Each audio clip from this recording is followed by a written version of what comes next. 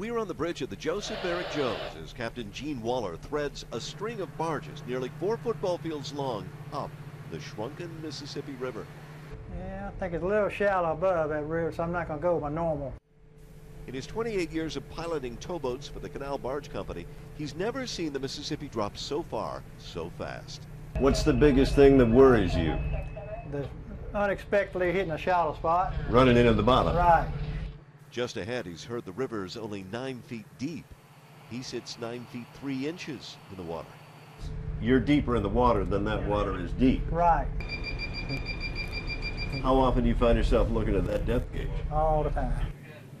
He's got reason to be nervous. Over the last 2 weeks, boats and barges have been running aground nearly every day.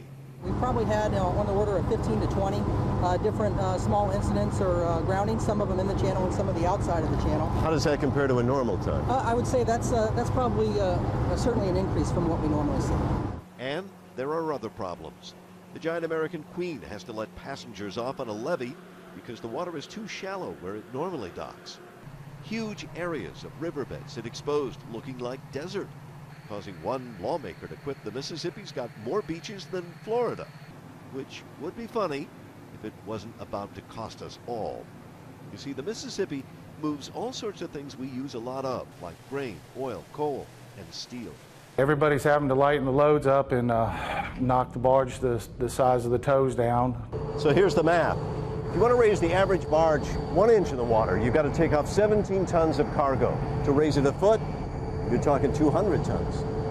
And since, according to the American Waterways operators, moving cargo by river is $11 a ton cheaper than by train or truck, the more that now has to be moved on land, well, the more the costs go up. And eventually the consumer is going to pay that price somewhere along the line. That's Stephen Berry with the Army Corps of Engineers. I asked him the question that's on many people's minds. They're worried the river could close. What would you say?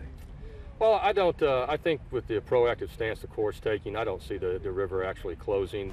That proactive stance includes building thousands of rock dikes like these that jut into the water all along the river.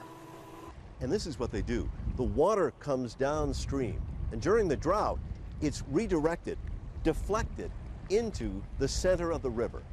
It makes the channel deeper, and it scours out the silt. But engineering can only do so much. The rest is up to nature. Just how much rain would it take to make the river right? 20 inches. Right, and that would be at on a regular and recurring basis. That's not in the forecast. Long-range predictions actually show the river dropping another 2 to 3 feet, which is why Captain Waller and others on the Mississippi fear life could be about to hit bottom. Well, we just keep going till she quits moving.